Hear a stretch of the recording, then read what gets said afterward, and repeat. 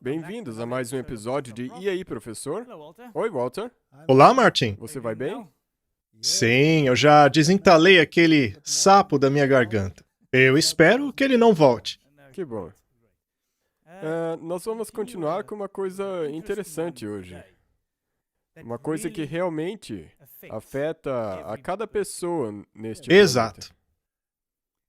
Nós queremos fazer esta pequena série para mostrar como todo o planejamento de décadas, milênios, está se cumprindo nos dias em que vivemos. E isto deveria abrir os olhos de todos em relação a onde estamos no curso da história.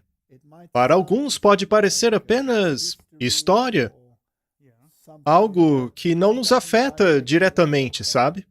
Mas afeta, porque esta questão é tão invasiva em sua vida pessoal que precisamos falar sobre isso. E algumas pessoas podem ficar desanimadas porque nós continuamos nessa tendência de Papa Francisco toda hora. Mas toda vez você pode perceber que nós adicionamos coisas que são relevantes para o dia Sim. de hoje também.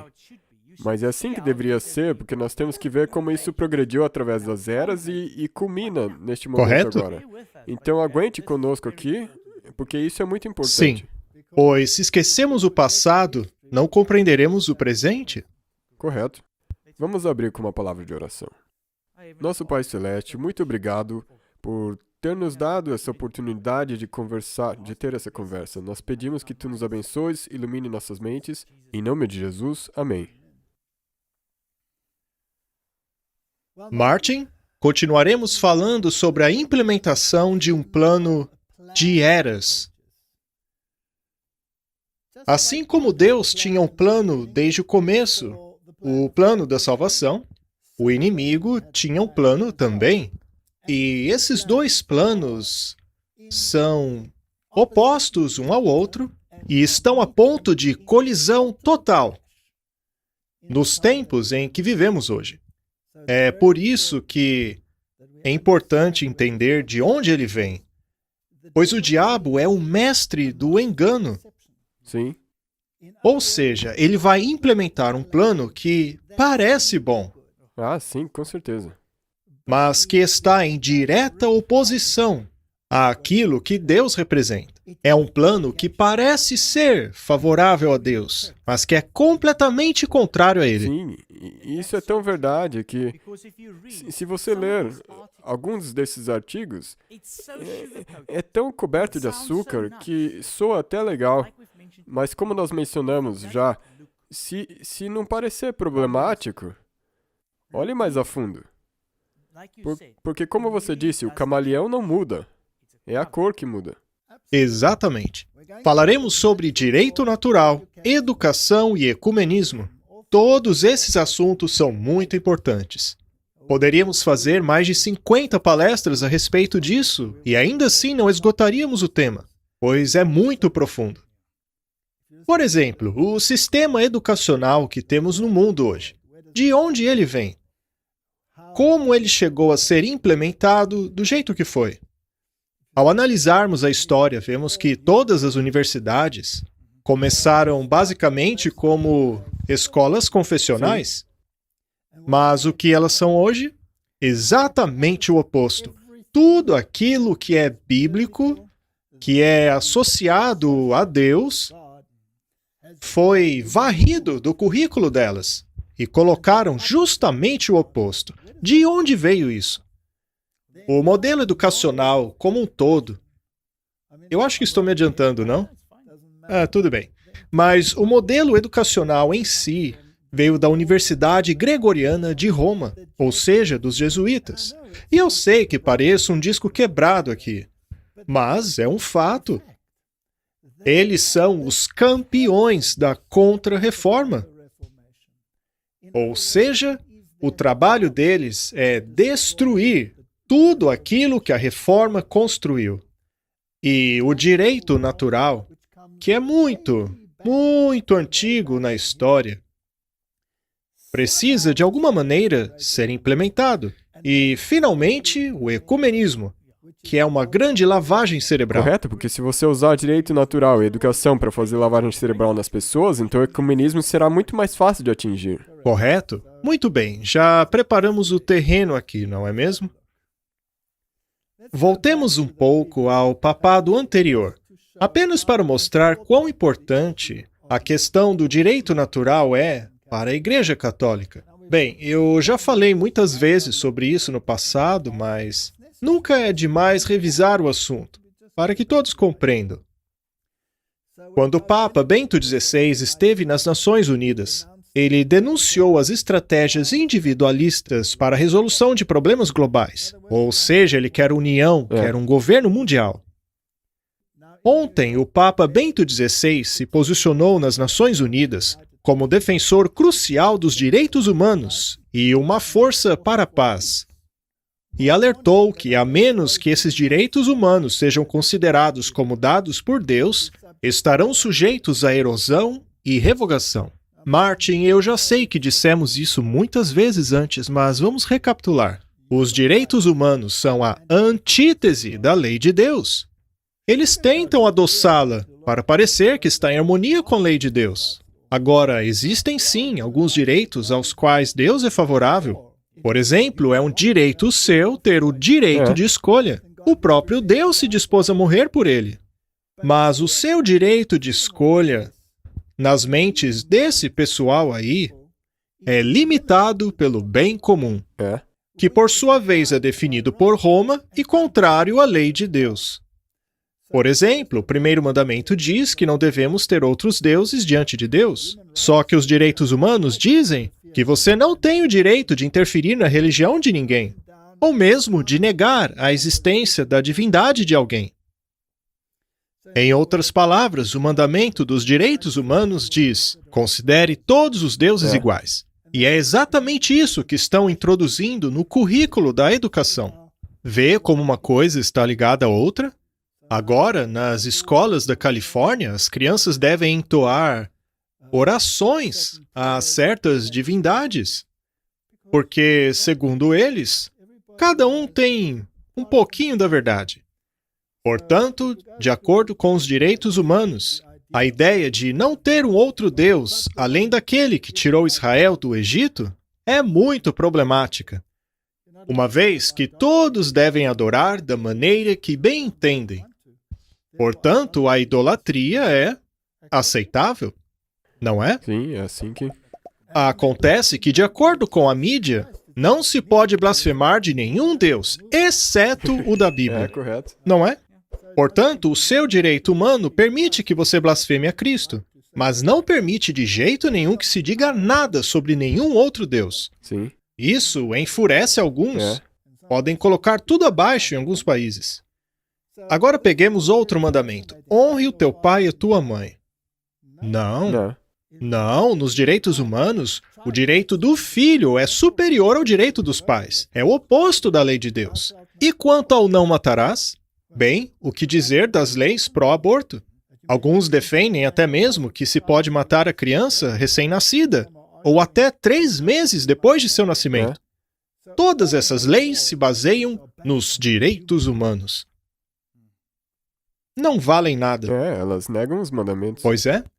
Em uma das paradas mais aguardadas em seu tour nos Estados Unidos, o Papa Bento XVI disse às Nações Unidas que os direitos da Declaração Universal dos Direitos Humanos de 1948 se aplica a todos pela virtude da origem comum da pessoa, que permanece como ponto alto do projeto criativo de Deus para o mundo e para a história.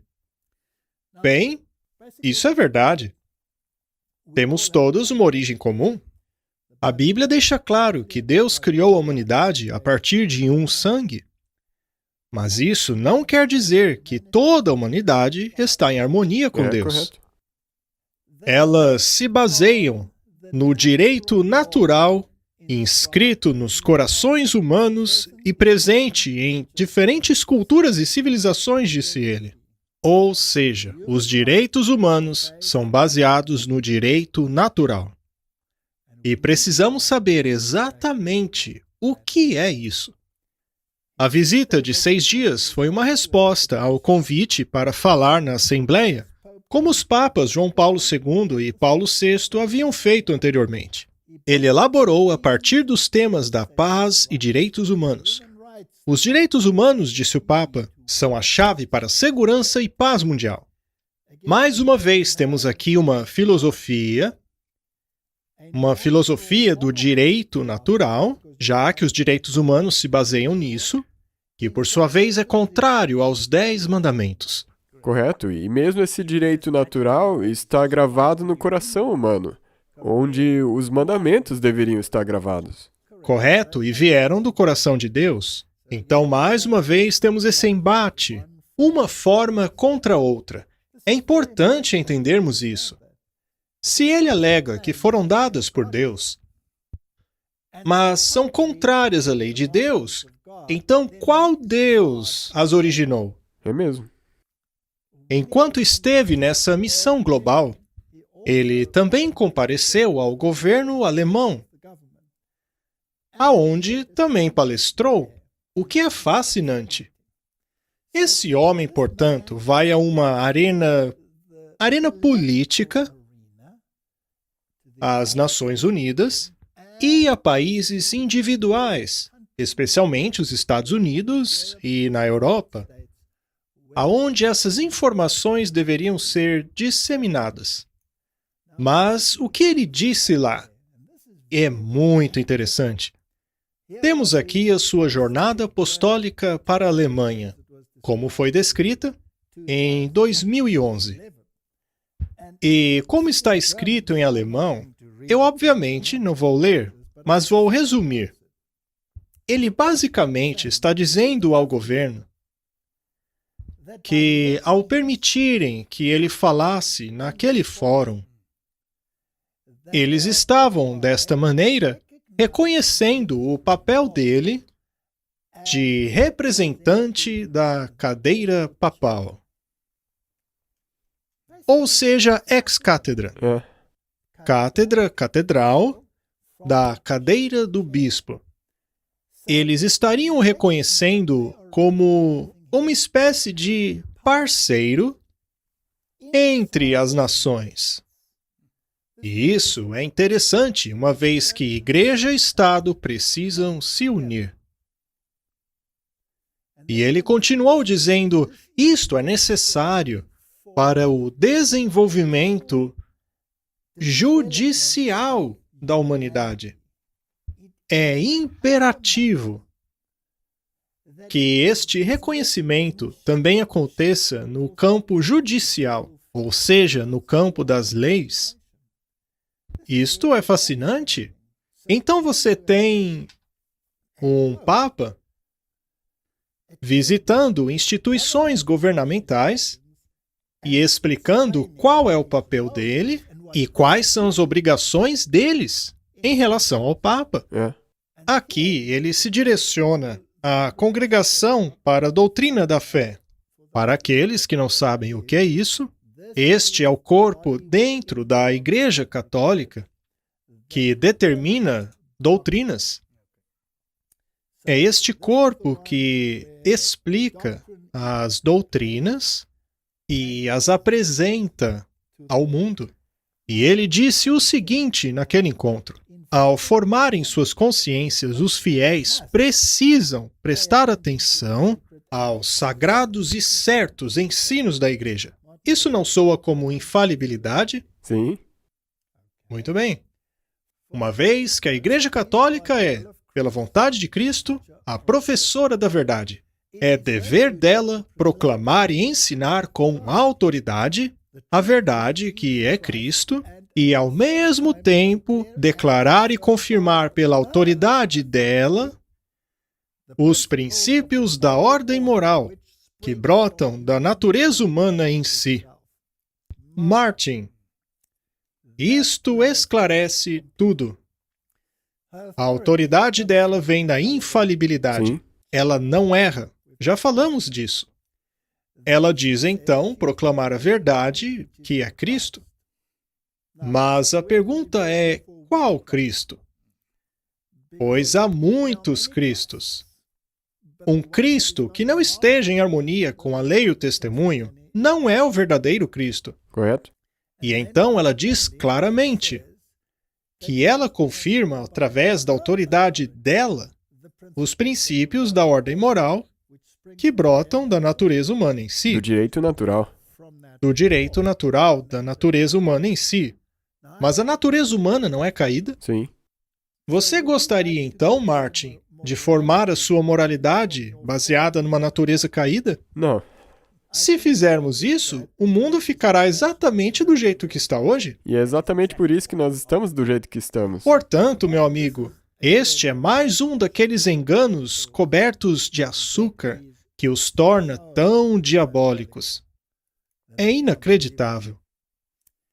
Neste texto, ele se direciona à Universidade de Roma. Veja, nós já ouvimos na arena política. Já ouvimos na arena religiosa. Será que também na educacional? Sim, 100%. Muito bem, vamos dar uma olhada. Veja como é tudo É interligado. inseparável. Ele disse assim: o Papa é, acima de tudo, o bispo de Roma. E como tal, em virtude da sucessão apostólica do apóstolo Pedro, possui também a autoridade episcopal concernente a toda a Igreja Católica. A palavra bispo, episcopos, cujo significado imediato refere-se à supervisão. Muito bem. Em sua primeira frase, ele mostra quem manda. É, e ele é o chefe. Ele é o manda-chuva. E ele defende a sua sucessão apostólica e infalibilidade. Já no Novo Testamento, foi fundido junto com o conceito bíblico de pastor. De acordo com ele, quem é o pastor? O Papa. O Papa é o pastor e o supervisor. Sim. A palavra para bispo quer dizer o que tudo vê. Lembre-se de que o chifre pequeno tinha olhos e boca. Ele era o que tudo vê. Ele é aquele que, a partir de um ponto elevado de observação, mas quem deu a ele esse ponto de observação? Foi ele mesmo. Ele mesmo? Pois Cristo disse que somos todos Sim. um. Não havia exaltação de um sobre o outro. Exatamente. Ele observa todo o território para se certificar de que o rebanho está no caminho correto. Essa descrição do papel do bispo direciona a visão, acima de tudo, para dentro da comunidade dos crentes. Ele está falando para a igreja e ele toma o cuidado de se referir de maneira genérica, para deixar mais ecumênico. Mas essa comunidade, cuidada pelo bispo, grande ou pequena que possa ser, está no mundo. Sua condição, sua jornada, seu exemplo e suas palavras inevitavelmente influenciam o resto da comunidade da humanidade inteiramente. O papel dele tem a ver apenas com a igreja? Não. Não. A comunidade inteira e a política e tudo mais. Portanto, o Papa, precisamente como o pastor de sua comunidade, tem progressivamente se tornado a voz da razão ética da humanidade. Aí está. Nós até mesmo ouvimos o John Kerry falando palavras parecidas com essas. Você quer dizer que o mundo político reconhece isso? Sim. Agora, Martin, vamos recorrer a uma enciclopédia pública, a Wikipedia. Ela não é a fonte mais confiável de todas, mas nisto aqui eles estão certos. Afinal, o que é o direito natural? É filosofia grega. Enfatizada na distinção entre a natureza de um lado e do outro a lei, costume ou convenção. O que a lei ordena varia de lugar para lugar, mas o que é pela natureza deve ser o mesmo em todo lugar. Assim sendo, a lei da natureza teria o sabor mais de um paradoxo do que algo que obviamente existiu. Aristóteles é conhecido como o pai do direito natural. Isso se baseia na Bíblia ou em filosofia grega? Na filosofia grega. Muito bem. E mais uma vez, nós recebemos isso daquelas bestas. O leopardo. Sim, da parte do leopardo. Da última vez nós tivemos a lei dos medos e persas, que é imutável. Agora temos a filosofia grega. Correto? Vamos ver agora o quão importante é o direito natural para o mundo. Temos aqui um judeu, Alan Wolf, professor judeu no Colégio de Boston, discorrendo a respeito da importância do ensino católico. Não é interessante? Entre os intelectuais católicos, assim como aqueles não católicos, a herança católica mais importante é a tradição do direito natural, que se fundamenta na ideia de que há certas verdades no mundo que permanecem verdadeiras, ainda que as leis e convenções de uma sociedade em particular concordem com elas ou não. No pior dos cenários, a crença do direito natural pode levar à rigidez ideológica e inflexibilidade desumana. Mas, no melhor dos cenários, o respeito ao direito natural dá a alguém a autoconfiança que torna possível a paixão e curiosidade que alimentam a investigação intelectual. O direito natural, em suma, nos vacina contra o pós-modernismo. Esta declaração é muito interessante. Os católicos tendem a defender que a verdade da existência de Deus deve significar a verdade da razão humana, a beleza da arte e a universalidade da moral. Isso foi muito bem colocado. A estatura moral da humanidade vem do homem, vem da razão do homem. É ele que possui a capacidade de criar a beleza e a moralidade. Ela vem do coração humano, ou seja, ela nega a Deus. Aqui temos o Richard Gula, um padre jesuíta. Ele diz que a lei natural é central à teologia católica romana. Direto da fonte, hein? A vantagem de se usar o direito natural é que a Igreja mostra grande respeito à bondade humana e confia na capacidade humana de conhecer e escolher o que é correto. Martin, isso é totalmente o oposto da visão bíblica. O homem tem a natureza caída. Ele não tem a capacidade de definir a moralidade. É Deus quem determina o que é moral. E Ele deseja colocar em nós a moralidade dele. Sim. E a moralidade de Deus eleva. Já a moralidade deles é incapaz de elevar o homem, uma vez que a nossa natureza é caída. Isto, portanto, é a negação do que diz Deus. Enquanto Deus diz que nós morremos, isso daí diz não, porque somos deuses. Nós definimos o que é moral. Através do apelo ao direito natural, a Igreja pode direcionar a sua discussão e conceitos do que é certo e errado a todas as pessoas de boa vontade, não apenas aquelas que compartilham de suas convicções religiosas. Ou seja, o conceito deles abrange toda a sociedade, seja você ateu ou crente. Nós vimos isso no Vaticano II. Sim. Mas aonde a moralidade deles atinge o seu ápice? Porque não está vindo da Bíblia. Não. Então, de onde que está vindo? Será que ela vem das classes baixas da humanidade ou de alguém de posição elevada? Daí mesmo. O magisterium, isso é a hierarquia da Igreja Católica, tem apelado ao direito natural como a base para os seus ensinos que competem a uma sociedade justa, comportamento sexual, prática médica, vida humana, liberdade religiosa e o relacionamento entre a moralidade e a lei civil. O que isso engloba? Tudo. Tudo! Até mesmo as suas atividades mais secretas. Tudo está sujeito. De qualquer forma, o desenvolvimento da tradição do direito natural entre os pensadores cristãos não se deve tanto às Escrituras como à influência da filosofia grega e da lei romana. Olha aí.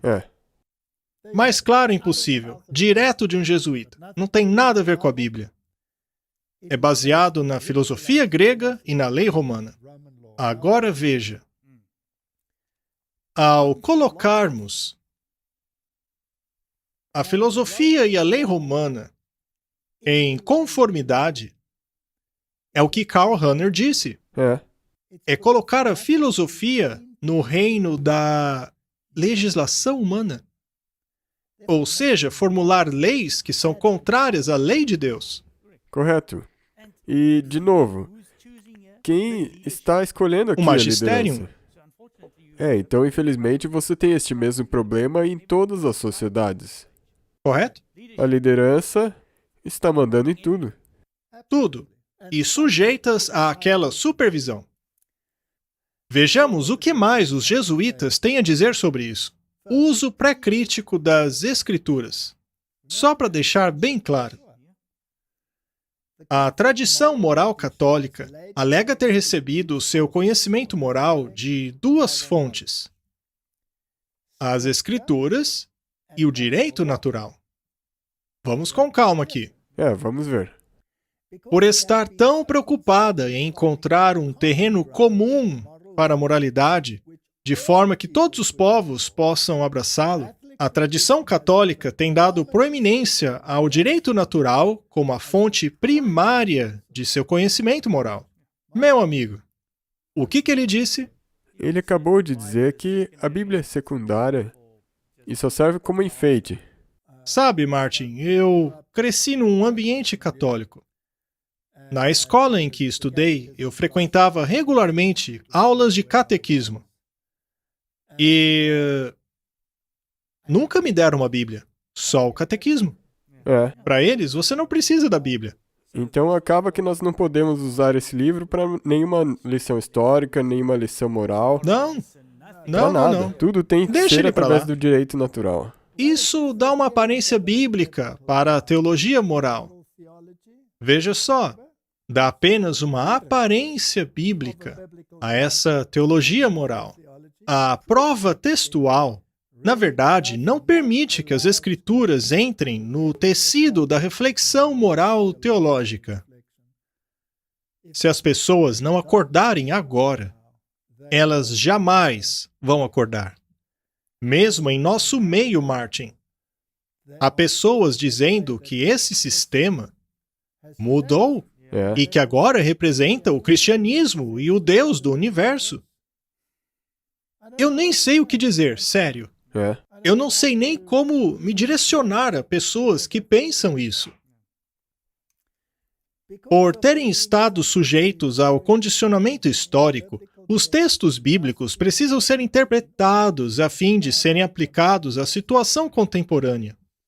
Agora ele escancarou. Correto, agora... Então, se a Bíblia diz uma coisa que vai contra o que eles dizem, a Bíblia tem que ser reinterpretada. A Bíblia tem que ser reinterpretada. Isso soa tão conhecido. A Bíblia foi escrita para tempos como aqueles. Isso. Não para os nossos dias. Não.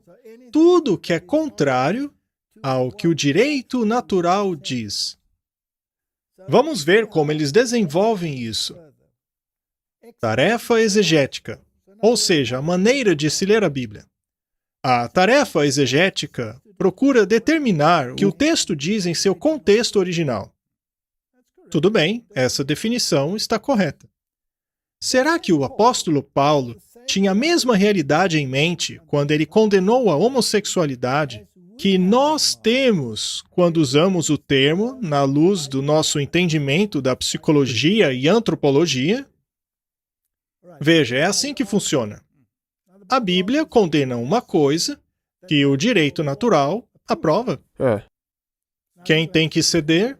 A Bíblia tem que ser vista como nós dissemos. Talvez isso foi escrito para aquela época, nós temos que colocar no contexto agora. Como resultado disso, precisamos ser modestos em nossas afirmações ao apelarmos para a reflexão moral da Bíblia. Precisamos ser tão modestos a ponto de jogar a Bíblia no lixo. Agora, vamos falar de educação. Educação sexual nas escolas hoje deve ser baseada no direito natural ou na Bíblia? No direito natural. Certeza? Sim, com certeza. É claro. Será que há muitos cristãos revoltados hoje em dia com a maneira como educam as crianças na escola? Sim.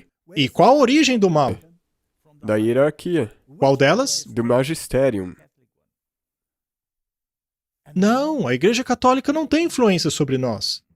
O mundo está mergulhado nessa filosofia.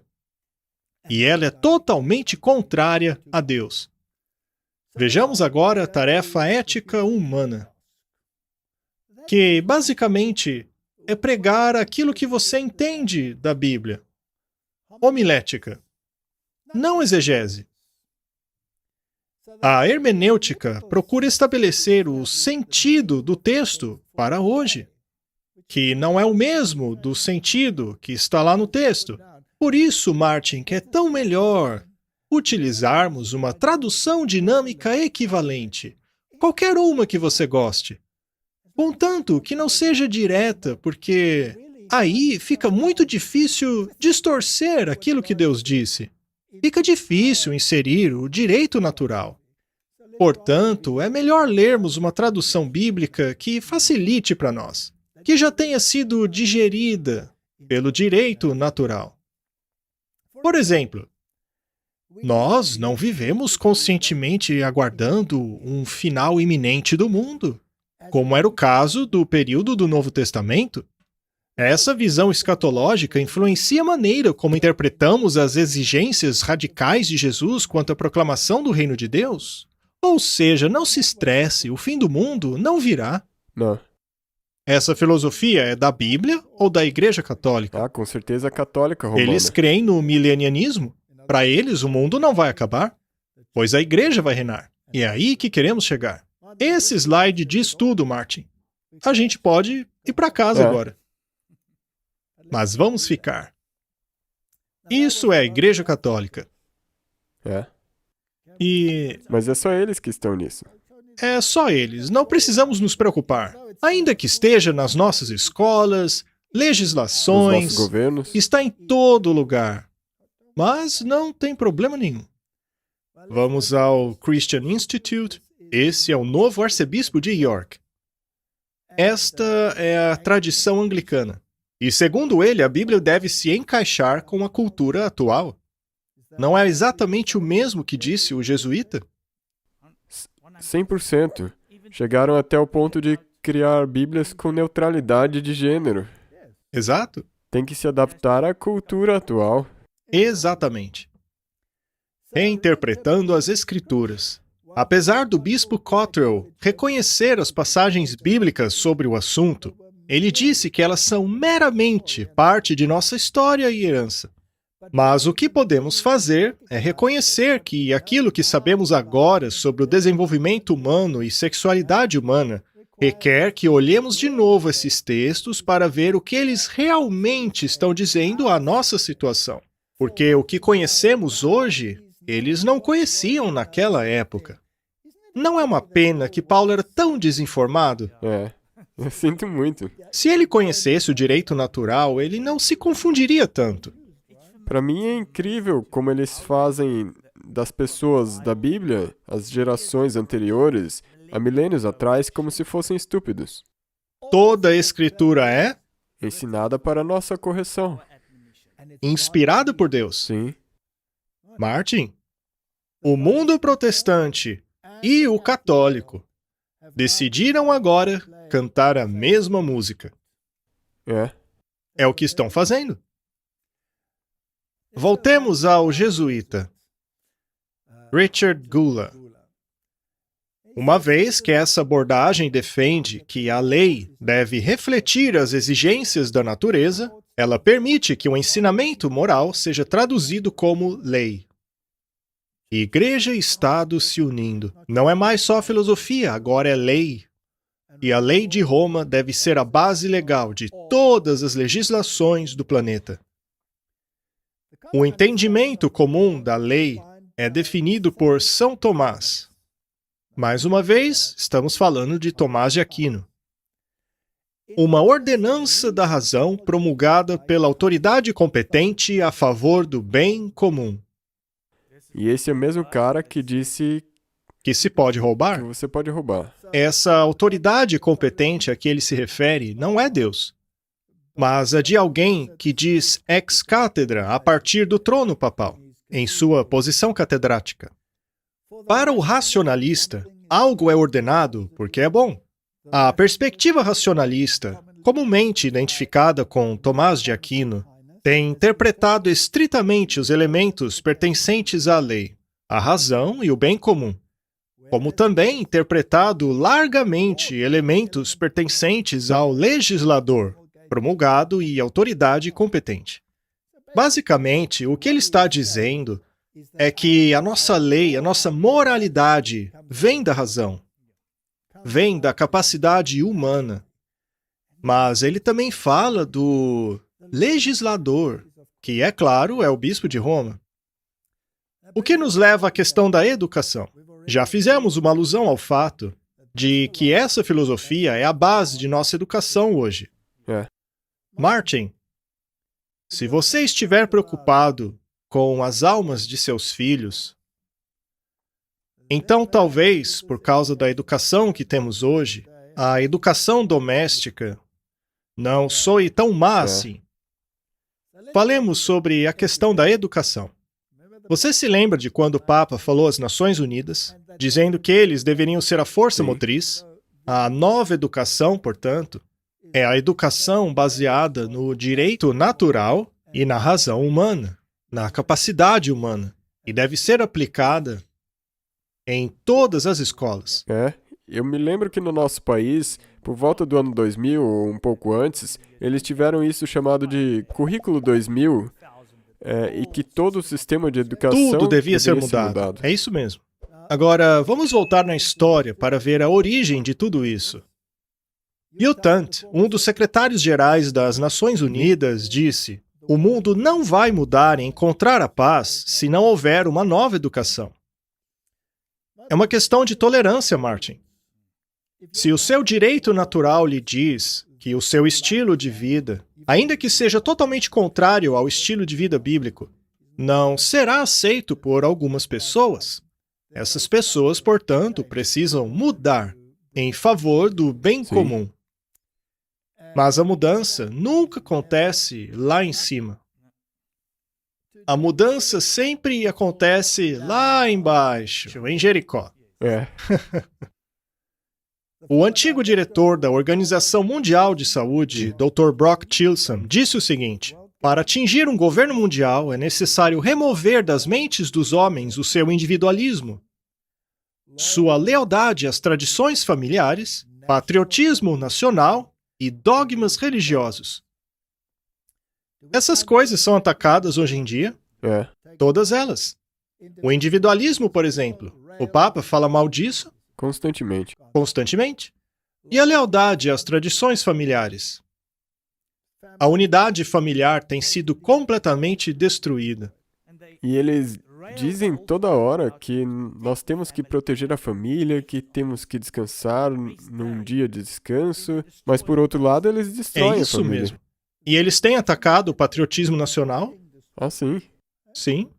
E os seus dogmas religiosos? Mas os dogmas de quem? O de qualquer um, a não ser o da Igreja Católica. Exatamente. Então, se você quer ser um protestante e acreditar somente na Bíblia, você não pode. Você deve abandoná-la. Finalmente, chegamos a Robert Mueller, o antigo secretário assistente-geral das Nações Unidas. Ele foi o presidente do Partido da Paz 2000, era chamado de filósofo, profeta da paz, era profundamente espiritual, e sua alta posição de homem de Estado permitiu com que ele visse uma forte conexão entre a espiritualidade e o cenário político-cultural. Ele também foi o chanceler da Universidade para a Paz, criada pelas Nações Unidas. Ele também criou o Currículo Central para o Mundo. Ele é conhecido por todo mundo como o pai da educação global. O que será que ele acreditava? Que era tão comum entre os povos. Para o mundo inteiro. Para o bem comum e para o direito natural. Ele foi o criador do Currículo Central Mundial e recebeu o Prêmio Educação para a Paz da Unesco em 1989. Ele também elaborou uma estrutura para cobertura de mídia. Será que hoje temos uma estrutura para cobertura de mídia? Sim, eu tenho certeza que todo mundo já viu isso nos últimos 2 anos. Não importa qual você assista, todas dizem a mesma coisa. E se você for contrário a eles, eles te censuram. Eles te censuram. E também uma estruturação para a consciência cósmica e planetária. Isso aí começa a ser nova era. Isso é totalmente nova era. E também uma estrutura para artes e cultura. Ou seja lá qual for a cultura da sociedade, ela deve ser incluída. E segundo a revista Novo Homem, ela foi desenvolvida para direcionar os nossos filhos a uma cidadania mundial, baseada em crenças terrenas, valores socialistas e a mente coletiva que está se tornando uma exigência para a força de trabalho do século XXI. Estamos vendo isso? Sim. E essa mesma linguagem é usada por muitos outros líderes, inclusive o Fórum Econômico Mundial. Nossas crenças devem ser terrenas? E os valores socialistas? Estão sendo muito promovidos. Não estão empurrando isso goela abaixo de todos? Isso é o bem comum. Isso é a síntese. É. A síntese entre os dois extremos, comunismo e capitalismo. Hoje dizem que precisamos de uma fusão entre o capitalismo e o socialismo. Tudo isso está se concretizando. Este é o prefácio do Currículo Central Mundial dele. A filosofia sobre a qual a escola de Robert Miller se baseia é encontrada nos ensinos dos livros de Alice Bailey. Martin, você viu isso? Isso deveria fazer você correr muito rápido. Alice Bailey é aquela que andou no mesmo caminho da Madame Blavatsky. A Sociedade Teosófica, que exalta Lúcifer como verdadeiro filho de Deus. Então, vamos deixar bem claro aqui, esse currículo educacional é satânico. Não é de se admirar que as pessoas tementes a Deus estejam tão revoltadas com a educação de hoje. Correto. E isso está sendo implementado em todos os lugares do mundo. Exato, está em todo lugar. E a escola dele era certificada como uma escola associada às Nações Unidas, provendo educação para a paz e cooperação internacional. Mas o que nos interessa é o resultado. Está acontecendo ou não? Está. Mas o que mais ele disse? Abra-se a Deus, ao universo, a todos os seus irmãos e irmãs, ao seu eu interior, ao potencial da raça humana, à infinidade do seu eu interior. Então você se tornará o universo. Você se tornará infinito. Você se transformará no seu real, divino e estupendo eu. Isso é Bíblia ou Nova Era, Martin? Profundamente da nova era. Isso é filosofia da Nova Era. Então, qual Deus ele serve? Ao mesmo Deus de Alice Bailey. E quem é ele? Lúcifer. Não é à toa que nomearam a publicadora deles de Casa Publicadora Luciferiana. Agora vamos seguir com a questão da educação e chegar nos jesuítas. Será que eles têm alguma coisa a ver com as Nações Unidas? Não, não estamos envolvidos. Mas eles sempre estão envolvidos. Vamos falar de Pierre de Chardin. Pierre Teilhard de Chardin foi o filósofo dentro das Nações Unidas que direcionou essa filosofia aonde ela está hoje. Qual era o sonho desse homem? Ele sonhava com a humanidade se fundindo em Deus e com cada homem percebendo a sua divindade no ponto ômega. Esta crença da nova era é budismo. Não é de se admirar que os teólogos católicos dizem que sem Buda não podemos ser cristãos? É, o Netter, o Paul Netter. Ele é um dos escritores nova era mais citados no mundo. Se olharmos as páginas de hoje em dia, veremos que eles dão as boas-vindas ao espírito global, A comissão procura inspirar a consciência da integralidade da família humana e do sagrado tecido de toda a vida. Essa espiritualidade é a fundação da consciência global que honra a sabedoria encontrada nas tradições do mundo, nas culturas e em suas disciplinas. Martin, isso é bíblico ou é direito natural? Direito natural. E existe um grande perigo nisso. Com certeza. E nós vamos te levar até lá. E se você olhar para essa linguagem que tem sido usada em todo lugar do mundo, que as pessoas têm que despertar, um grande despertar está acontecendo. Existe um grande movimento para acordar as pessoas para todo esse mal que está sendo praticado. Isso também é um movimento da nova era. E quando você fala sobre o despertar, tem tantos termos por aí, não é? Mas esse despertar é concentrar o seu pensamento nas questões sociais, especialmente o do racismo. Mas, Martin, há apenas uma coisa que pode unir a humanidade. É Cristo. Nada mais pode fazer isso. Tudo o que o homem pode fazer por si mesmo é estimular a revolta até chegarmos ao ponto da rendição. Para podermos nos livrar dos problemas, precisamos nos render. Mas isso não muda a mente, não muda o coração. A única coisa que muda o coração é a Bíblia. Tudo isso aí se baseia somente no fracasso humano.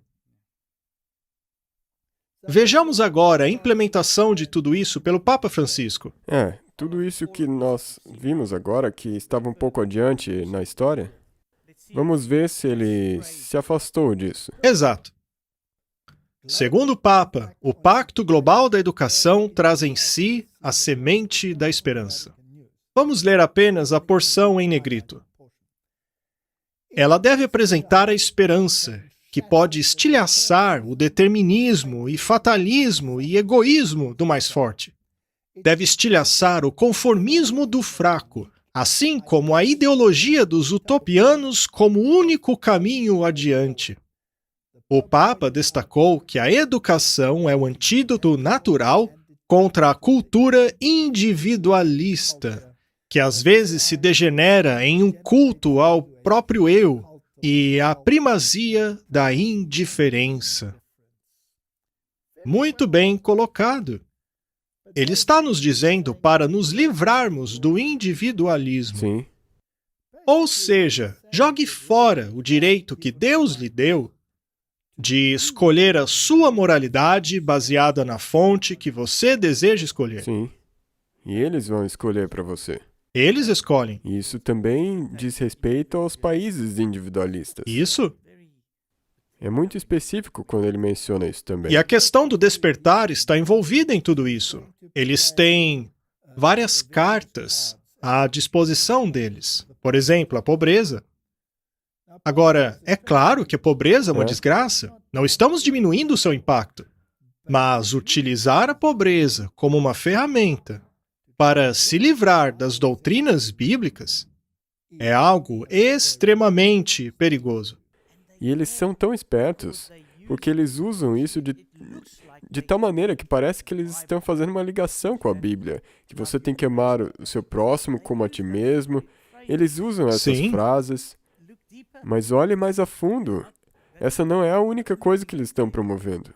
O problema do ódio, o problema do conflito entre as civilizações, o problema do racismo, brota do próprio coração humano. Não vem do coração de Deus. Deus não faz acepção alguma. Jesus não fez qualquer tipo de distinção. A única coisa que ele queria era atingir o coração. Seja o coração dos samaritanos ou o coração dos israelitas, era indiferente. Segundo ele, chegaria o momento em que não se adoraria nem nesse monte nem em Jerusalém. Mas a adoração seria baseada na palavra de Deus, não é mesmo? Só que eles usam todas essas questões para causar tensão entre as pessoas, o caos, para então criar o mundo que eles querem. O plano deles é unir toda a humanidade, Já mostramos isso em outros episódios. E a única maneira de conseguir isso é através do direito natural. Em outras palavras, aquilo que você faz brota do seu ambiente natural. Não se preocupe, nós vamos acomodá-lo. E quem for contrário a isso, por causa da Bíblia, será silenciado. A educação que a escola de Robert Miller pretendia basear seu currículo baseava-se nos escritos de Alice Bailey. Vamos dar uma olhadinha neles. Alice Bailey escreveu que a grande heresia, e a única e real heresia, é a ideia de que tudo é separado, distinto e essencialmente diferente um do outro. Isso é um desvio do direito e fator natural, uma vez que a natureza se baseia em coordenação, cooperação, ajuda mútua, e a lei da unidade fundamental é perfeitamente universal. Cada coisa no universo vive para outras coisas. Este senso de separatismo é a raiz de todo o mal. Só que a Bíblia diz, saia, separe-se. Isso vai contra o que a Bíblia diz em seu início. Pois havia os filhos de Caim e os filhos da obediência. Não é? Eles deviam se separar. E, eventualmente, ao chegarmos na época dos Hebreus, precisaram ser separados do ambiente egípcio, a fim de serem um povo santo, de sacerdotes para Deus. E no período da Reforma, também há separação. Sai dela, povo meu. Saia dela, se separe. Ainda haverá um último chamado. Saia, se separe.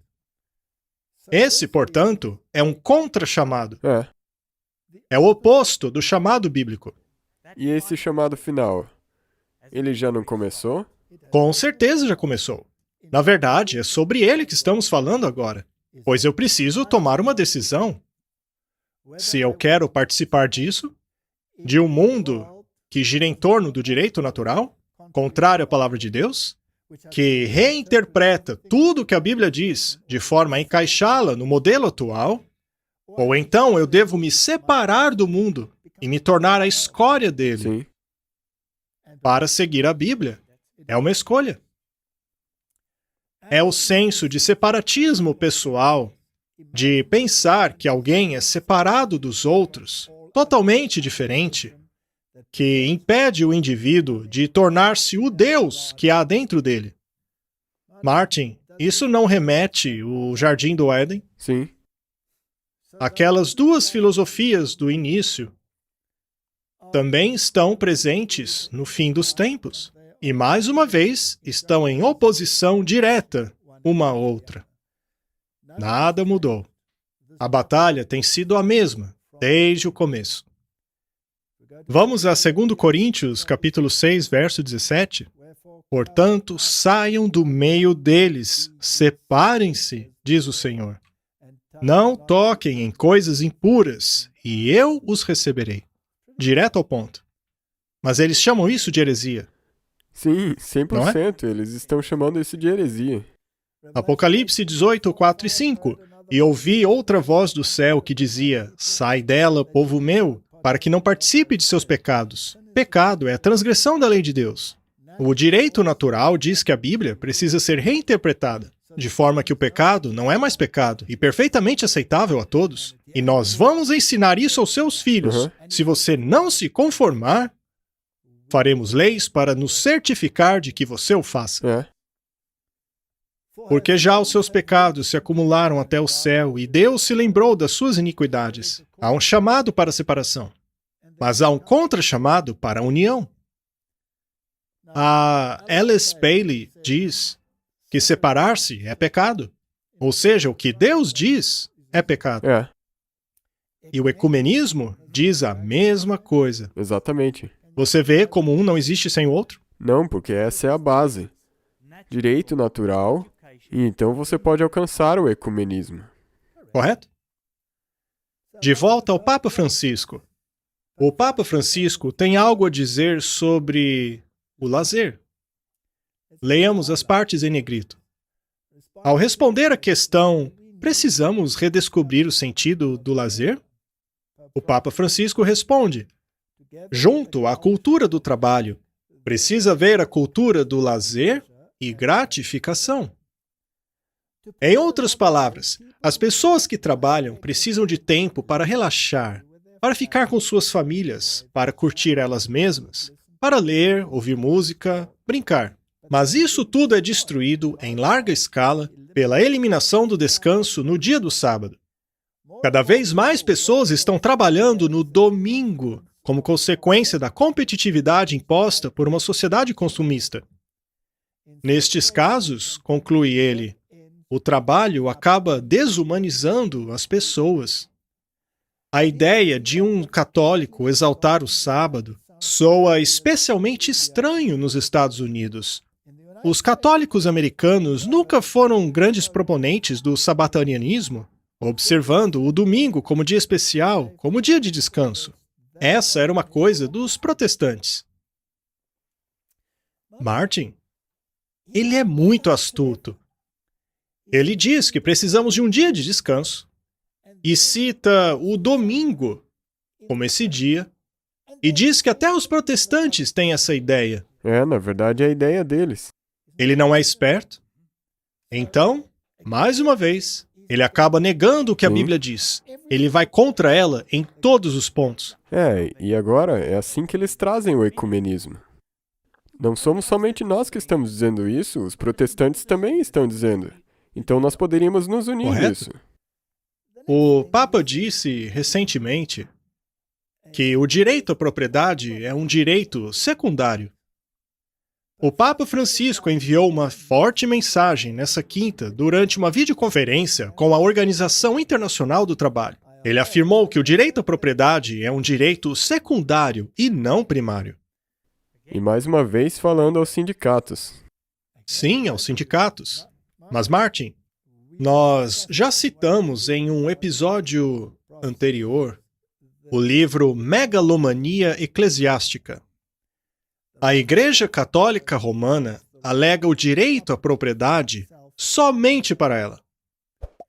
E que somente aqueles que vivem de acordo com os ideais dela têm direito à propriedade privada. É um direito secundário. O primário pertence somente a ela. E ao consultarmos a Bíblia, vemos que o rei Acabe cobiçou a vinha de Nabote. E o que foi que Nabote disse ao Estado? Não é o seu direito. Não é seu. Deus me deu esse direito. E o que foi que Jezabel, que é um tipo do catolicismo, disse? Lembre-se que ela fez o povo adorar o sol. O que foi que ela disse? Não se preocupe, eu vou conseguir isso para você. Vou pegar para você. E ela o matou? Essa história é um tipo do que acontecerá em breve. Às vezes, ao falarmos a respeito de propriedade privada, esquecemos que ela é um direito secundário, que depende de um primário, que é a destinação universal dos bens. Mas quem é que determina como esses bens devem ser distribuídos? Eles? Eles? Disse o líder da Igreja Católica em Geneva. Devemos continuar a exercer um cuidado especial ao bem comum. Martin, você vê como está tudo convergindo? Ele está numa posição superior. Ele é o supervisor. Ele determina o que é o bem comum. Ele então traz o domingo e insere os protestantes na sua questão. E ele agora está definindo o direito de propriedade de acordo com a definição dele de bem comum. Então as pessoas devem perceber que quando eles falam de reforma agrária, é daí que isso está vindo. Exato. Não é uma coisa racial ou governamental. Exato. Isso está vindo da Igreja Católica Romana. Muito bem. O Papa sugere que, terminada a pandemia, a reconstrução da economia mundial deveria incluir condições dignas e decentes de trabalho, sendo o direito de organizar uma coluna central. Portanto, para os sindicatos, condições decentes de trabalho incluem o domingo. E o direito de organizar significa que eles podem protestar. Exato. Os sindicatos são a expressão do perfil profético da sociedade. Os sindicatos nascem e renascem tantas vezes que, assim como os profetas bíblicos, dão voz àqueles que não têm. Martin, os sindicatos são a voz profética do povo. Ou seja, eles são a manifestação daquilo que está no coração do povo, que eles mesmos colocaram lá pela educação. Devemos nos separar desse sistema. Isso nos leva a Fratelli Tutti. Somos todos um. Correto. Apenas um. Esse ecumenismo agora pode nascer a partir disso. Correto? Não pode haver diferenças em termos de pensamento social e nenhuma diferença em termos de pensamento religioso. Assim, todas as religiões podem se unir. Sabe, nem precisamos continuar. Deixa assim, para que todos se unam. Pois todos servimos o mesmo Deus, mesmo que esses deuses não tenham um filho. O pensador livre. O Papa Francisco oferece a sua amizade aos ateus, ainda que sejamos um desastre para o mundo. Isso é um ateu falando. Esse Papa alcança todo mundo. Bem, o Evangelho também alcança todos. Correto. Eu mesmo era ateu. Mas a Bíblia te deixou do jeito que você estava? Não. A Bíblia não me deixou lá, ela me tirou de lá. Eles, porém, te aceitam, mas te deixam lá. Queremos apenas que você faça parte de nós. O Papa Francisco utilizou seu discurso de Páscoa para denunciar a ganância pelo lucro fácil. O Papa, que tem buscado se tornar o defensor do pobre, dos que não têm privilégio, parece colocar o capitalismo na mesma categoria dos conflitos armados que os seus antecessores, em outros discursos, tanto condenaram no dia da Páscoa. Veja só, mais uma vez, o Papa é o campeão da sociedade dividida, escolhendo um e rebaixando o outro, até que finalmente ele consiga aquilo que quer. Segundo o Papa, os ateus que praticam bem também são salvos, não apenas os católicos. Será que eu estava redimido quando era ateu? E como você pode ir ao Pai? Somente pelo nome de Jesus. Exato. Se você não proclamar o nome dele... Não importa quanto dinheiro eu dei aos pobres. Não importa. Sabe de uma coisa? Eu achava que eu era uma boa pessoa, até que eu percebi que era um pecador. E foi somente quando percebi que era um pecador que senti a necessidade de um Salvador. Correto. Isso é muito importante. Ele elimina essa necessidade. Essa filosofia é muito perigosa. Então, Martin, parece que ele tem espaço para todo aquele que desejar entrar. Não mude, isso não é necessário. O rito zairiano é um modelo promissor para a Amazônia. Mas do que se trata isso? O rito encoraja a participação e engajamento da congregação. Há um constante vai e vem entre a assembleia e o celebrante principal.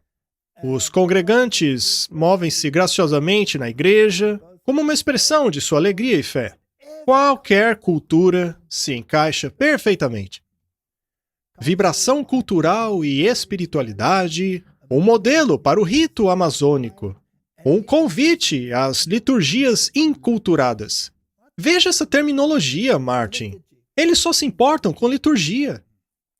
Eles se preocupam com tudo, menos a palavra de Deus. Vamos incluir todas as culturas, não importa o quão pagãs sejam. Mulher amazonense que conduz a cerimônia de plantio de árvores do Vaticano revela o significado pagão. Ela diz que ao curvarem-se diante das estátuas de Pachamama durante a cerimônia de 4 de outubro, disse ela com relação ao evento, o sínodo é para plantar, aguar e cultivar essa árvore, para que os povos da Amazônia sejam ouvidos e respeitados em seus costumes e tradições, experimentando o mistério da divindade presente no solo amazonense. Isso é adoração à terra. É, panteísmo. Puro panteísmo. Culto a Gaia, como você disse. Eles acham perfeitamente aceitável que o Papa participe desta cerimônia. Portanto, o direito natural traz aquilo que é natural à sociedade para dentro dela, e a sociedade deve aceitar. Vamos dar uma olhada na cerimônia.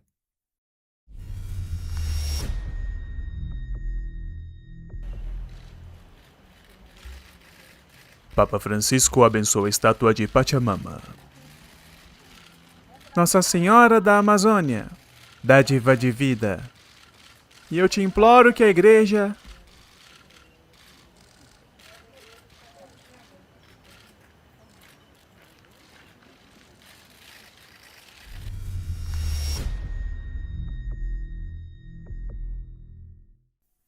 Eu sei que já mostramos isso antes, mas é apenas para mostrar como eles abraçam as filosofias naturais, o direito natural. Papa e o grande imã, declarações históricas de paz, liberdade e direitos das mulheres. Não precisamos ler todo o artigo, mas perceba a combinação. Temos o direito das mulheres, temos o Islã, catolicismo e até a Pachamama. Tudo junto. Isso é a filosofia do direito natural. Enquanto a Bíblia diz, saia. Deus não tem nada que ver com a filosofia do Egito ou da Babilônia. Papa Francisco na África. Os hindus comparecem à missa em Maurícia. Eu sou a favor da liberdade religiosa.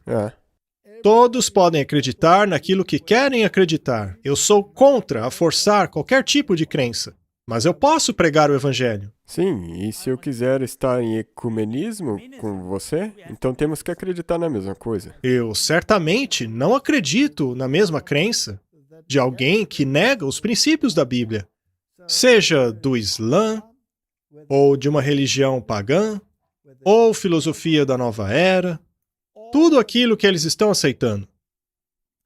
Protestantes tomarão a comunhão católica em uma catedral calvinista em Geneva, no dia do ano bissexto. Para eles, este sacrifício é literal. É um sacrifício literal. Chega a ser inacreditável que uma igreja protestante participe de uma missa católica. Este é o motivo pelo qual a reforma, o movimento protestante foi iniciado. Sim, eles estão participando de um ritual pagão. Isso é adoração ao sol babilônica. A verdade é que por um sacrifício apenas fomos aperfeiçoados para sempre. O Papa Francisco diz que o ecumenismo é alcançado pelo caminhar, que então é acimentado pelo sentar. Caminhamos juntos na esperança de que ao atingirmos progresso suficiente, os obstáculos que hoje parecem intransponíveis não serão mais, disse ele. O que queremos mostrar é que tudo isso embarca o que é a filosofia do direito natural. A Bíblia diz, porventura andarão dois juntos se não estiverem de acordo? Exato. Então, se eles estiverem andando juntos, significa que esses protestantes têm que concordar com os católicos. É isso mesmo. Por exemplo, a questão da Eucaristia. Permita que sua mente volte pelas páginas da história. Os protestantes viam a missa católica como um ritual pagão. Eles lançavam os altares para fora das igrejas, porque uma catedral é um local de sacrifício. Só que nós não temos um sacrifício, uma vez que o sacrifício perfeito foi realizado de uma vez por todas. Sim. Portanto, o protestantismo jogava fora os altares. Não há espaço para altares dentro de uma igreja cristã. O anglicanismo jogou fora os altares, jogou fora as imagens de dentro da igreja. No entanto, através do movimento de Oxford e através das eloquentes palestras do cardeal Newman, que era um protestante, mas deserdou para o catolicismo, sob a sua guia, o movimento de Oxford trouxe todos esses rituais de volta. e ao coração do protestantismo trouxeram a missa pagã. Não é? Sim. E agora, os protestantes em geral, a partir daí, devem participar de tudo isso. Tudo pelo bem comum. Vamos deixar bem claro. A cola que une o protestantismo tradicional ao catolicismo foi criada no Vaticano II. Já falamos sobre o movimento carismático, de seu papel de unir ambos e fazer com que o Espírito seja a norma. Sim. Os protestantes acham que esse movimento carismático, o movimento pentecostal, é algo que surgiu do coração do protestantismo. Mas não. Surgiu do coração do catolicismo. Correto. É um movimento que faz a Bíblia exatamente aquilo que os jesuítas querem fazer, não é? Sim. Esse movimento a neutraliza. Retira o seu poder. Sim, você pode usar um verso de vez em quando. Use à vontade as suas palavras de louvor. Mas a norma é o Espírito. E de onde isso se originou? Vamos perguntar ao próprio movimento pentecostal. A Reforma Protestante poderia também ser conhecida como uma das maiores divisões de igrejas da história. O que aconteceu em 1521, quando Martinho Lutero foi excomungado da Igreja Católica, abriu amplamente as portas ao espírito de divisão. Desde aquela época, a verdadeira unidade na Igreja ficou quase desconhecida, com denominação após denominação e divisão de igreja após divisão de igreja. A oração de Jesus para que todos sejamos um parecia ser quase inatingível. No entanto, no coração de uma jovem freira, o Espírito Santo estava acendendo uma chama que provocaria uma mudança milagrosa. A beata Helena Guerra não descansaria em encorajar o Papa Leão XIII a estabelecer uma devoção institucional ao Espírito Santo.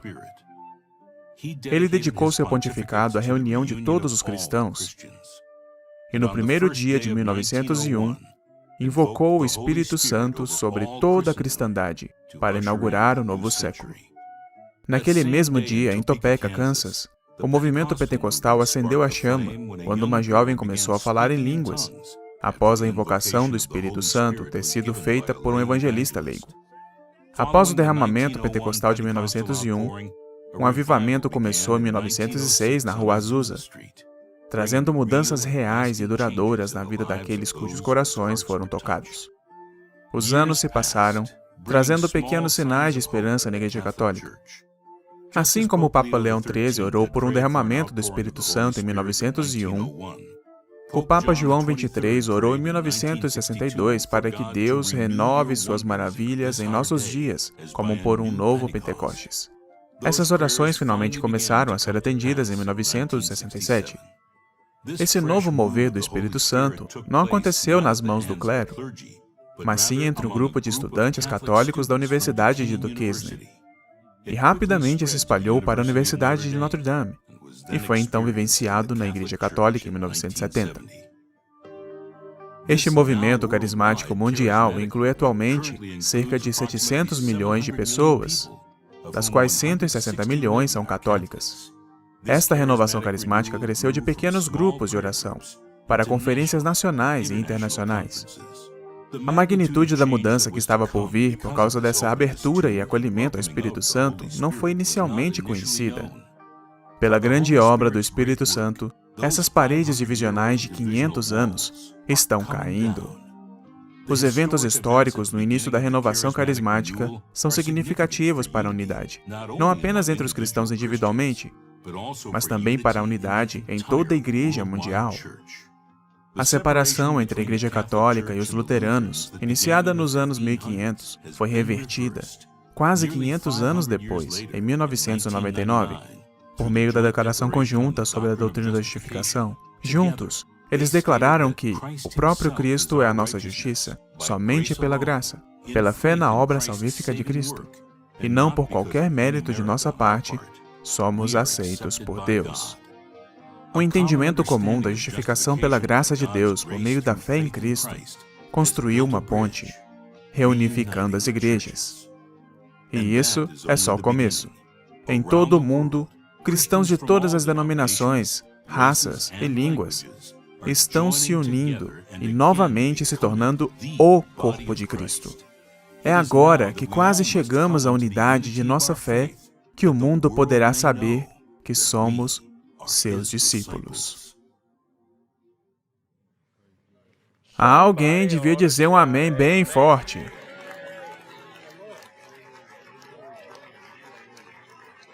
Você pode ver agora porque o diabo lutou pela mentira de que um católico não poderia ser salvo. Vamos lá, pessoal. Este derramamento pentecostal em nosso tempo começou no Vaticano. Não começou na Rua Azusa. Não começou em Topeka, Kansas. Foi um papa que invocou fé e pediu a Deus um novo Pentecostes.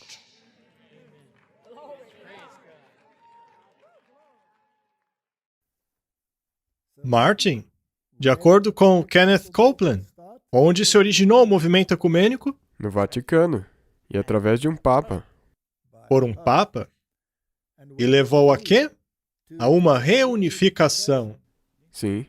E baseado em uma declaração conjunta na questão da justificação, que distorce totalmente a doutrina da justificação, já que ela diz pela graça apenas, ao invés de pela fé apenas. Diz também pela obra salvífica de Cristo, ao invés do sangue de Cristo. Com isso, conseguiram mesclar o catolicismo e o protestantismo em uma sinergia que não é bíblica. Esse documento utiliza palavras muito bem escolhidas, mas que são completamente opostas à doutrina da justificação pela fé. E ele também mistura a justificação com a santificação, o que é absolutamente impossível. E também é importante lembrar que o Kenneth Copeland mencionou que o Papa ter invocado suscitou o movimento de falar em línguas. Correto? E o Papa Paulo VI, quando falava sobre as questões do Vaticano II, falou em línguas. É ali que está a origem. Ele coloca o Espírito como a norma e a Bíblia como secundária. E para onde tudo isso está levando? Bem, está levando para esse chamado sentimento de união ao catolicismo romano, que tem a mesma manifestação dentro de suas igrejas. Nós já mostramos isso antes, mas vamos mostrar mais uma vez. Ok, o negócio é o seguinte. Eu acredito que a Igreja Católica e a Igreja Cristã vão se unir agora mesmo. Pai, eu te agradeço em nome de Jesus, Deus, por um poderoso batismo na Igreja Católica, Deus. Espírito Santo, mais fogo, nome de Jesus, fogo do céu, em nome de Jesus. Nós somos uma delegação católica e venho da Itália. E eu trago a vocês uma saudação de 150 milhões de católicos carismáticos. Nós queremos, Lu, beijar os seus pés como católicos e honrá-lo com este gesto agora mesmo.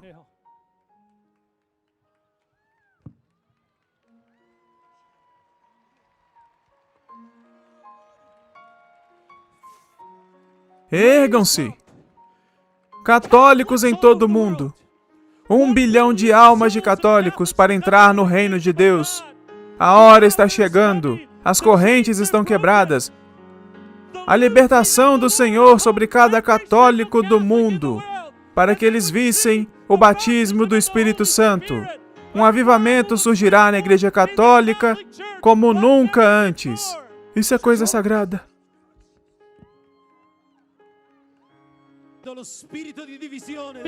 Porque você está quebrando o espírito de divisão. Você está preparando um grande reavivamento. É para isso que o espírito deles tem os conduzido a uma união entre verdade e erro. Correto. Esse não é o espírito de Deus. E essa é a única maneira que você pode ter ecumenismo com a Igreja Católica. Você vai ter que abrir mão de alguma Exato. coisa. Este jornal católico nos diz que o Papa Francisco estreitou os laços com os evangélicos. E é claro que ele tem que fazer isso. Caso contrário, não há ecumenismo. O Papa pede aos católicos evangélicos que continuem trabalhando pela unidade. Diálogos teológicos não podem substituir a importância ecumênica de ter cristãos compartilhando uma refeição. É claro que esse não é o único objetivo dele, não é? Correto. Reconhecendo que são irmãos e irmãs, amando uns aos outros, disse o Papa. O retiro é parte do movimento de João 17. E veja, isso é de junho de 2021. Que alimenta o companheirismo entre católicos, protestantes, ortodoxos, evangélicos e pentecostais. Mas, como sabemos, também inclui paganismo, seja lá o que mais vier. Correto. É nesta direção que estamos todos caminhando. Martin, vamos voltar agora ao básico. Já vimos bastante sobre o bem comum. Vimos todos os elementos. Vimos como eles se interligam e cada um deles nega a palavra de Deus. Vamos para o Catequismo da Igreja Católica. Esta é a segunda edição do Catequismo Católico Romano. Artigo 2188. É muito importante. Vamos ler. Com relação à liberdade religiosa e ao bem comum de todos, os cristãos deveriam procurar pelo reconhecimento do domingo como feriados legais e o dia sagrado da Igreja. Devem dar a todos o exemplo público de oração, respeito, alegria e defender suas tradições como uma contribuição preciosa à vida espiritual da sociedade. Se a legislação de um país exige o trabalho ao domingo, este dia, ainda assim, deve ser vivido como o dia de nossa libertação, que permite compartilharmos nesse ajuntamento festivo essa assembleia dos primogênitos que foram inscritos no céu. O domingo é a marca do poder eclesiástico da Igreja. Eles dizem isso vez após vez. O fato de terem transferido a solenidade do 7º dia para o 1º dia é a marca de sua autoridade eclesiástica. Só que também é parte do bem comum. Portanto, quando o Papa fala do bem comum, o domingo nunca é excluído. Nunca. Nunca. Os cristãos devem buscar o reconhecimento do domingo como feriado legal. Será então que o catequismo pede por uma legislação dominical? Sim, inequivocadamente. Muito bem. Baseado no que vimos, que não importa de onde você vem, se você é um ateu, se você é de uma das maiores religiões do mundo, se você adora a terra, se você é um panteísta, não importa. Neste bem comum, neste descanso, que está sempre ligado ao domingo, se torna parte de toda a humanidade, não apenas religiosa. Então, ao trazerem esse aspecto, será que poderão trazê-lo sobre qualquer circunstância, até pagã? De qualquer maneira. Contando que seja reconhecido. Sim. Mas é contra a palavra de Deus? Sim. Muito bem. É a marca da besta? Sim. É claro que é, está no catequismo. Essa é a marca. É a marca. É nessa direção que estamos indo. E há pessoas, mesmo em nossa entre igreja, nós. dizendo que precisamos repensar a maneira como interpretamos os escritos dos profetas. especialmente dos últimos profetas. É. Há pessoas dizendo que não vai acontecer do jeito que achávamos que seria. Essas pessoas devem estar profundamente enganadas. Porque, veja só, eles deixam tudo bastante claro. Bem, eu tenho que dizer que muitas dessas coisas que nós acabamos de falar, talvez também fizeram uma lavagem cerebral neles também. Pois é. Portanto, Martin, se você expuser essas coisas, você se torna um inimigo do sistema? Com certeza. Com certeza, não? Sim, se você for contra qualquer uma dessas coisas, é como se tivessem pegado o marcador e destacado você. Vamos olhar mais um aspecto antes de concluirmos. Este é o jornal América. Lembre-se que esse é o jornal jesuíta, lá nos Estados Unidos. Então, o Jesuit Review, 23 de junho de 2021, Papa Francisco. Aqueles que insistem em guardar a verdade, ao invés de pregarem o evangelho, sempre foram uma ameaça à igreja. Que frase mais estranha. Sim. E isso sempre não está somente mostrando agora. Martin, guardar a verdade. Aqueles que insistem em guardar a verdade são uma ameaça para a sociedade. É. Ok, vamos deixar isso bem claro. Como a Bíblia define a verdade, Martin? Jesus é o caminho, a verdade e a vida. Sim. A tua palavra é a verdade. Todos os seus mandamentos são verdade. Sim. Então, vamos refrasear isso daí. Lembre-se que Jesus é o caminho. É. Aqueles que enfatizam que sua moralidade deve se basear na Bíblia, aqueles que dizem que a palavra de Deus é a norma, ao invés de pregarem o evangelho do Papa, que é totalmente inclusivo, como acabamos de ver, que incorpora tudo, até o ateísmo e o paganismo. Estes são uma ameaça à igreja. E é isso mesmo. Correto. Ele está certíssimo. Eu espero que seja assim. Do contrário, aqueles que pregam, especialmente na mídia, não estão fazendo o seu trabalho. Eles afirmam fortemente que o verdadeiro cristianismo é aquele ao qual aderem, frequentemente identificados a alguma forma do passado. Será esta uma menção aos tempos da Reforma Protestante? Sim, e por que eles podem estar se referindo aos 10 mandamentos, que supostamente deveriam estar no passado porque a nova aliança os aboliu? Exceto pelos 10 mandamentos elaborados por eles? Sim. Estes devem ser exaltados. E que a solução para a crise de hoje é retornarmos de forma a não perdermos a genuinidade da fé. Martin, se não voltarmos a um cristianismo baseado na Bíblia, saímos do caminho. Perguntai pelas veredas antigas. Isso, siga pelos caminhos antigos. E assim Deus prometeu abençoá-lo.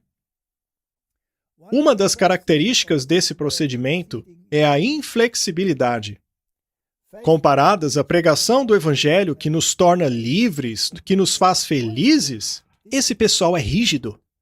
Sempre a rigidez. Faça assim, faça assado. A inflexibilidade é típica dessa gente.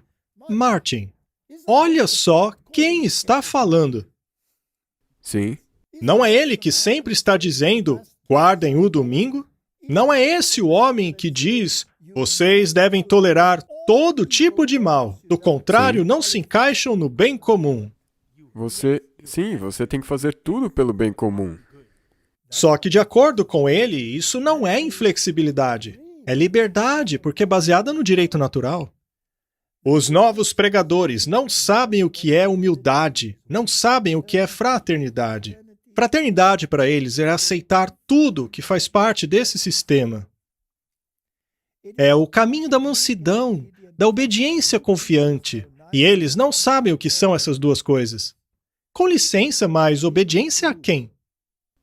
A eles? A ele.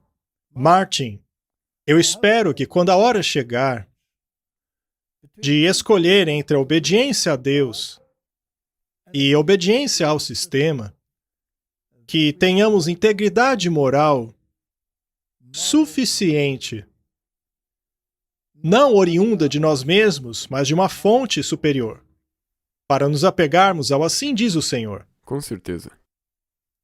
Apocalipse 13, versos 2 a 4. E a besta que vi era semelhante ao leopardo. Eles não adotam filosofia grega? É. E os seus pés como os de urso. Vimos a infalibilidade? Sim, Medo-Persa. E o sistema mitríaco, Sim. em que se tem o pai, então a congregação. Tudo isso está no catolicismo. E a sua boca era de leão. No último episódio, mostramos a influência da religião babilônica. E o dragão, o diabo. E deu a ele o seu poder, o seu trono e grande autoridade. Sim.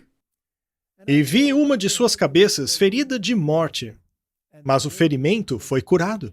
E o mundo todo maravilhou-se após a besta. Adotaram sua mentalidade. Através da mídia. Através da nova educação. Entraram em conselhos ecumênicos com eles e sentaram-se com eles. Exato. E adoraram o dragão. É bem claro. Ao fazerem isso, adoram o dragão, que deu poder à besta. E adoraram a besta, dizendo: quem é semelhante a ela? Quem pode competir com esse sistema católico? Quem pode fazer guerra contra ela? Chegamos no ponto de decisão. Ou nós seguimos por essa linha, ou saímos dela, povo meu. De um lado, temos a ordem bíblica. Separem-se. E do outro, a grande heresia da separação. As duas conflitam. Qual delas iremos escolher, Martin? Fiquemos com a Bíblia. Vamos orar. Querido Pai, nos deste a Tua palavra. Ela tornou-se carne e habitou entre nós. Ela não foi bem recebida naquele tempo. E tampouco será bem recebida em nosso tempo. Mas, quanto a mim e minha casa, eu oro para que façamos de Ti o caminho, a verdade e a vida. Eu oro para que não vivamos somente de pão, mas de cada palavra que sai da boca de Deus. Eu oro para que guardemos os Teus mandamentos em amor, e os Teus mandamentos não são pesados. O Teu jugo é suave. Eu Te agradeço pelo dom de Jesus, o dom da palavra, e o dom da Tua lei, em nome de Jesus. Amém. Amém.